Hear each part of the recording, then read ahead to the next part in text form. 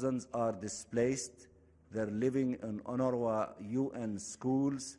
The tragedy in Gaza is beyond comprehension. The hospitals are overwhelmed with number of injured civilians. The equipments are not sufficient. The medicine is not sufficient to deal with the needs of our people. This crime has to be stopped, and it has to be stopped immediately.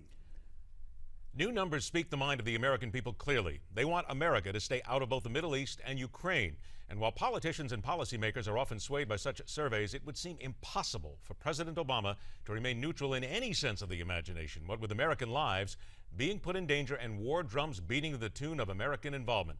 Let's welcome back to MidPoint. From LIGNET, the Langley Intelligence Group Network, former CIA analyst Ruth joins us in studio. Good to see you again. Good to see you as well. Let's get down to missiles here, because I think this is where a lot of the crux of an argument usually is. The Israelis claim beyond the shadow of a doubt that missiles are being fired from hospitals. They're being kept in hospitals and schools. To be very honest, we don't see any photographic evidence of this. We hear the Israelis talking about this. To be completely fair, does the intelligence that LIGNET has and that others have in the intelligence community indicate beyond the shadow of a doubt that Hamas is using human shields and putting their missiles in these places? Well, we know from the UN, for example, that there were missiles there at the UN refugee sites in the hospitals. What is unclear is how widespread that is. Humanitarian organizations are in a difficult spot, and as most listeners probably know, for example, if you work for the CIA, you can never work for these humanitarian organizations. They have to build trust where they are. That means they may not ask as many questions as they should. If Hamas is using them, and I think there are enough examples to suggest that there are at least incidents of it, I don't believe the humanitarian organizations are condoning it or helping it. However, it certainly raises questions. The human shield issue, we keep hearing differing views on that. I don't know. I don't think it's out of the question. We do know Hamas is telling people not to leave, despite the fact that the Israelis are coming in and saying, we're going to bomb your cities. You need to get out. Hamas is saying, no, they're not. Stay where you are. So that's not exactly human shield, but it certainly puts people, civilians, in danger. Many of the humanitarian organizations are just trying to do that. They're trying to protect what they believe, according to the United Nations, is a 70% civilian death rate on the Palestinian side. So let's be fair. They are looking at it from that side, but they simply don't have the intelligence that it takes to make that conclusion that, oh no, wait a minute, it's not as bad as you fear. Exactly. And right now you are dealing with a humanitarian crisis, food and water, for example. So the people there just don't have the ability. I think you're exactly right. Going back to who's at fault here, Hamas, however, is exploiting the opportunity, taking the opportunity to put missiles in these places, and it puts the humanitarian organizations in a very difficult spot. All right, now I'm going to go ahead and want to play a soundbite here because I want people to hear this too. This is from Ron Prosser, the Israeli ambassador to the United Nations, basically discussing Hamas rejecting the humanitarian ceasefire to basically allow the people of Gaza to have some help. Listen up. Hamas rejected a humanitarian ceasefire to basically allow the people of Gaza to have some help. But they kept on shooting, showing exactly what they are really interested in, and that is not exactly the welfare of the people of Gaza. Is it fair to say, Lisa, that as far as intelligence tells us, we know that Hamas is a representative form of their government. It is a form of the people of Palestine have basically come out and said, represent us. But do all the Palestinians want this? There are those people who say that there's many Palestinians who simply don't agree with what Hamas is doing right now, yet they are caught in the crossfire. Absolutely. And you have to look back again. Hamas was elected, and you have to look at why that is. Hamas, ironically, back to the aid situation, provides a lot of social services inside Gaza. And in many cases, they're the only organization providing aid inside Gaza. That said, pretty consistently, the humanitarian workers, the intelligence workers are saying Palestinians in the Gaza Strip want peace. They want this to stop. Now, I want you to stop right there because that's a point. Now, there are many people who say that it bodes well for Israel to have peace. They want the Gaza Strip. As a matter of fact, there were times when they were trying to help the Gaza Strip become autonomous. So it's not as if this is a shoot-happy government here, because it really behooves the Israelis as well to have peace in that side and not have missiles lobbed at them. I think people miss that a lot of times. Well, and both sides. Again, even this ground assault, it's a risk for Israel. You know, if you're going in, you risk casualties on your own soldiers. You risk international backlash. It's not something, I don't think they take it lightly. It is, given a choice, Israel would prefer peace. But you're in a situation right now, I do believe, where Israeli public opinion is saying, we can't take this anymore. No more shooting at us. We're not messing around anymore. And as the ambassador talked about, Hamas not agreeing to a ceasefire, remember, they turned down an initial ceasefire from Egypt. And Israel saying, we'll agree to a ceasefire. You know, what do you do with that? Well, and this comes from the Israeli defense minister. I'm going to show a quote here as well, which speaks to our next point here. We are prepared to continue the operation as long as necessary, and if there is a need, we will recruit more reserve combat forces until we bring quiet from the Gaza Strip. The thing that stops me right there, and a lot of people, is those civilian casualties again. There are, and I think this still goes to the 4 young boys who were on the beach who were killed by an Israeli missile. People are going, wait a minute, what are you shooting at the beach for? Right. The Israelis will say, we have intelligence that says there are missiles being held there, or there is something there. As we try to be as fair as possible on this show at all times, is it not fair to say that there have been mistakes here and that maybe there needs to be a real pullback here?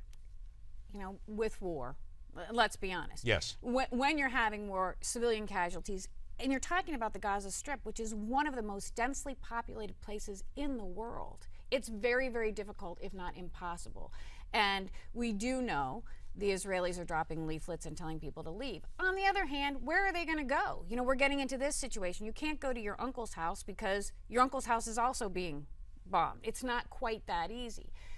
I think that the tunnels, you know, we're talking about the stockpiles of the weapons, but the tunnels are equally, if not more so important, both to Hamas and to Israel.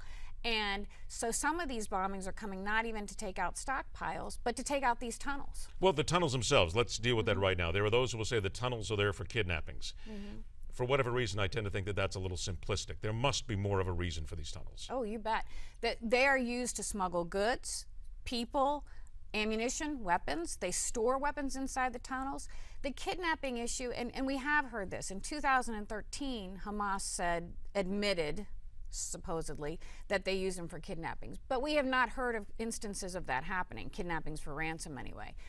I don't rule it out, but really, if you look at the tunnels, it allows access. Gaza is closed off, and keep in mind, if you look at a map, they are boxed in. And the only way to get across, get goods, people, weapons in and out, these tunnels provide easy access. If you look at Israel, they have an inexhaustible supply of weapons, ordnance, certainly of missiles as well, because the United States gives them Patriot missiles as well to help Iron Dome. What about Hamas, though? How long can they continue? Because obviously they're being fed by the bad guys. Yeah, and interesting, some of this funding and weapon sourcing is interesting and to look at this conflict, because historically Hamas was funded and provided weapons by both Iran and Syria. Now, they get money from a lot of other places. I know in 2009, Forbes did an analysis and found that of the $10 billion that Hamas got, $7 billion came from the U.S., the UN, Saudi Arabia, and other Arab nations. They get it from charities, a lot of other places. But Hamas had a little bit of a falling out with Iran and Syria a few years ago when it became very good friends with Mohammed Morsi in Egypt. Iran didn't like that too much because they thought this was part of this Sunni-Shia conflict, and that Iran thought that Hamas had abandoned the Shiites. Well, Morsi's gone. So now Hamas is looking back, and there are some people who believe that part of the attack on Israel was to get Iranian and Syrian attention again, coming back saying, oh, we're back against the Israelis and you should fund us. How long can they hold out? That's going to be interesting. I think there's a good possibility that what we're going to see is Hamas saving itself. Hamas coming up with a negotiation because they need to survive and figuring they can rebuild their weapon stashes later. But I go back to the tunnels. I think the tunnels are more important to them right now than the weapon stockpiles. They can refill their weapon stockpiles. The tunnels are critical to them. They need to have them. About 90 seconds we have left. What you've just said, obviously the Israelis know. Because if they don't go in, take care of business, quite frankly, they're going to see more stockpiling of weapons. The tunnels will just come back. There will be new tunnels dug. Is this strategically, tactically, the best opportunity that Israel has to try and shut down Hamas as effectively as they possibly can? And my quick answer is the reason they went in my opinion, the ground operation was enough is enough. We're going to go in, we're going to decimate them the best we can. We know they can rebuild their weapons, but we're going to take them out the best way we can. And I think that's what we're seeing. Is it fair to say that, simply put, there is no win here for the president when it comes to this? Because, again, Americans in a new poll in Politico said, we don't want to go to Ukraine, we don't want to go to the Middle East. About all he can do at this point is harsh language. Absolutely. And Kerry's over there right now, but he's almost on the sidelines. And pretty ineffective, too. They don't even want him there. And that's what, the Egyptians don't want him there. He has very little play, really. We can say really tough words, but as you said, looking at Ukraine, looking at Gaza, looking around the world, really, right now, what else are we going to do? And just keep, I guess all people want is just to continue to support Israel, which is really what he's doing, and that'll be weapons, that'll be money, that'll be everything else in order to try and get the job done. But boots on the ground is a bad idea no matter. And the Israelis won't allow that anyway. They're a sovereign nation, and quite frankly, many people will say they have just as good a military as anybody else in the world. Absolutely. Lisa, it's always a pleasure. Good to see you again. Good to see you. Thanks so much for coming in. We will continue to cover this story all day long, of course. For in-depth analysis and forecasting on Russia, Ukraine, Israel, and more, we invite you to go to lignet.com, lignet.com. Next up, more black bags being tossed around the IRS with a new investigation revealing what kind of cash will still be flowing at the midterm elections. And here you thought the IRS was in control. We're in control. MidPoint continues.